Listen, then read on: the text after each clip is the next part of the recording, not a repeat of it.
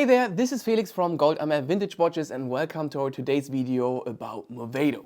Unfortunately, Movado watches aren't receiving that amount of attention, credit and value that it most certainly deserves, especially given its rich history and quality of its timepieces. We start today's video with a brief look at Movado's history, then we will guide you through the most famous and most important vintage pieces, explain you what similarities exist between Patek Philippe and Movado, followed by a closer look at our model, a beautifully finished rosé gold Movado Automatic from 1962. The company was founded in 1881 by Achille Dietesheim. Yeah, that's the way we pronounce it in German. At 19 years old, when he hired 6 watchmakers and opened a small shop in La Chaux-de-Fonds, Switzerland. The Dietesheim family, a Jewish watchmaker family, owned several companies in the era. Only about 11 years later, in 1892, the 3 brothers, Leopold, Achille and Isidor, combined their separate businesses to create LA&I Dietesheim Fabrikants. Within 20 years, the company has more than 80 employees and was internationally known for their large variety of pocket watches. And this is definitely an extraordinary achievement when you consider that in those same years, brands like Le Coultre employed 100, meanwhile Audemars Piguet had just 10 workers. Just a few years later, the company began to create wristwatches. And in 1905, Dietesheim renames his young company to Movado, which means always in motion in the international Esperanto language. But what is Esperanto? Esperanto is an invented language which consists of parts of several European languages, which was designed to help people from different countries to communicate with each other. In our opinion, Movado is perfectly representative of the watchmaker's unending commitment to holographical innovation. During this time, Movado was an innovator in the watch industry and now employing more than 150 workers. Between 1917 and 1948, Movado grew steadily to reach the 300 plus headcount in the factory, becoming a real giant in the Swiss watch industry, both for workforce and also in terms of public perception.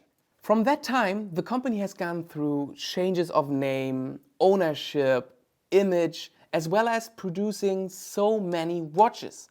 Before we take a closer look at our model from 1962, we would like to briefly introduce you to a few of the company's most important historically timepieces. Among its historic catalog are some beautiful dress watches, tool watches, design-driven releases, as well as entry-level models. As early as in 1912, Movado created the Polyplan, a watch that developed on 3 floors to fit the curved case that followed the wristline. This piece was sold at Christie's in 2010 for $9,000 US. In 1914, Movado developed their soldier's watch with an integrated protective grille to shield the glass. This watch was very successful during the First World War, and it's believed that they sold over 2,000 pieces each year. In the 1920s, Movado designed a watch in a 2-part case, which they called a Mido for hermetic. To view the time, the user slide apart the 2 parts of the case to reveal the watch, that action also winding the watch. Nowadays, the Mido is available as a simple version for a few $100, up to 8,000 for solid 18K gold pieces. Another forward-looking move was to release its digital line in the 1930s. Rather than a dial, these watches had apertures on their faces through which the wearer could read the time. Movado accomplished this with a series of rotating metal discs with inscribed digits. One of Movado's most famous watches is the iconic museum watch, designed in 1947. This watch featured a completely plain dial with a single marker dot at 12 o'clock intended to suggest a sundial, the most ancient form of keeping time. In the early 1960s, the watchmaker released the Subsea line and also several dress-styled collections featuring calendar complications. Like typical dress watches, these watches use thin, understated gold cases and leather straps. In 1969, Movado joined with Mondia and Zenith to form Mondia Zenith Movado. Like every Swiss watch manufacturer, Movado got in big trouble during the quartz crisis of the 1970s and 80s and became a dormant company existing in name only. Aside from their collaboration with Zenith, Movado has a hugely important relationship with the legendary casemaker Francois Bogliolo. He was regarded as one of the most talented men of his craft in the 20th century and was the face behind some of the iconic waterproof cases seen on Patek Philippe, Mido, and also Ulysse Nardin. Bogle's cases have a distinct and unmistakable design. If you are unsure, you can always check the interface of the case back. Here we can find Bogle's signature engraving, the letters F and B placed above a key. The vintage Movado market has grown in the past years, elevating the brand to an underdog status among collectors. Movado's use of modern design set it apart from other watch brands of the time, as you can clearly see it on our today's piece. In the 1960s, Movado produced a few variants of these pieces, and our today's piece has the reference 1151. This really is a very rare and unique rosé gold dress watch that is bound to turn heads with its unusual dial.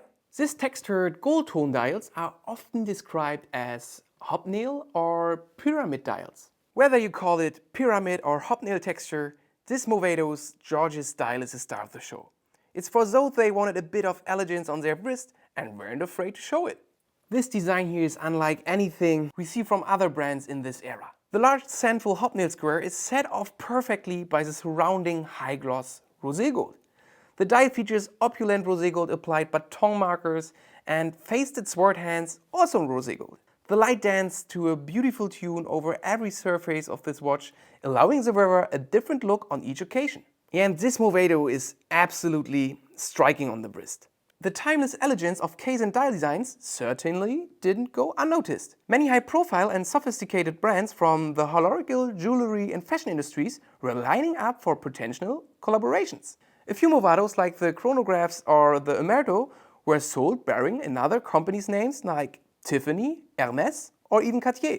Under the hood beats an automatic Movado caliber 431A. It features 28 jewels with 18,000 beats per hour and a power reserve of 15 hours. It is characterized by its particular robustness and high accuracy, which were able to prove their existence even under adverse conditions. So that's all from today. We hope you learned something new that you haven't heard before, and yeah, that maybe you could change your mind about this completely underrated company.